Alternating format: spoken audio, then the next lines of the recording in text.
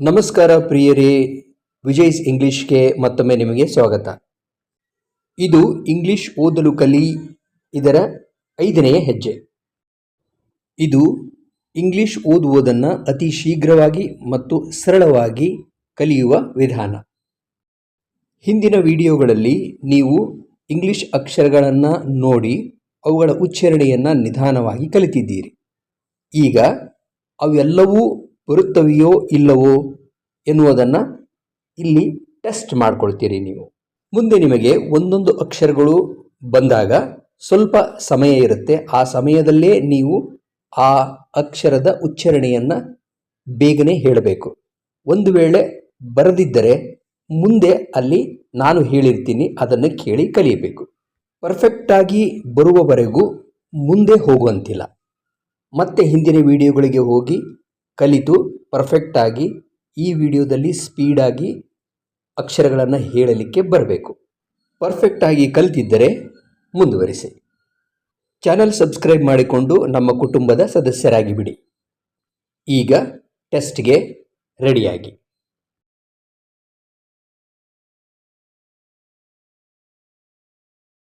ಅ ಆ ಯಾ,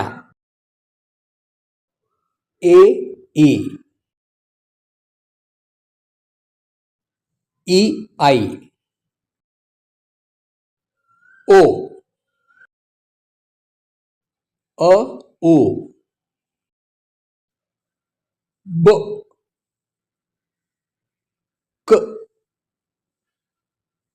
ಡ,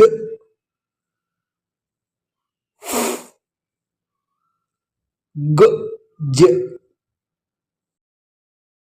ಹ, ಜ,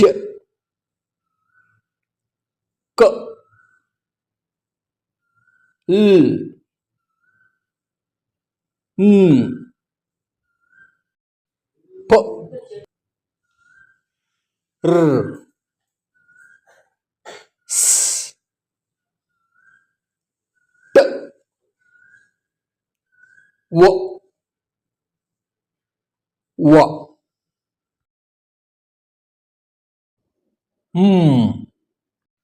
ಇಲ್ಲಿಯವರೆಗೂ ಎಲ್ಲವನ್ನೂ ಸರಿಯಾಗಿ ಹೇಳಿದ್ದರೆ ಇನ್ನು ಮುಂದೆ ಇವುಗಳನ್ನು ಕಲಿಯಿರಿ. ಇದು ಕ್ಸ್, ಕ್ಸ್, ಯ, ಯ, ಝ್, ಝ್. ನೀವು ಮಕ್ಕಳಿಗೆ ಕಲಿಸ್ತಾ ಇದ್ದರೆ ಅವರು ಹೇಗೆ ಕಲಿತಿದ್ದಾರೆ ಅನ್ನೋದನ್ನು ಕಮೆಂಟ್ ಬಾಕ್ಸ್ನಲ್ಲಿ ತಿಳಿಸೋದನ್ನು ಮರಿಬೇಡಿ. Thank you.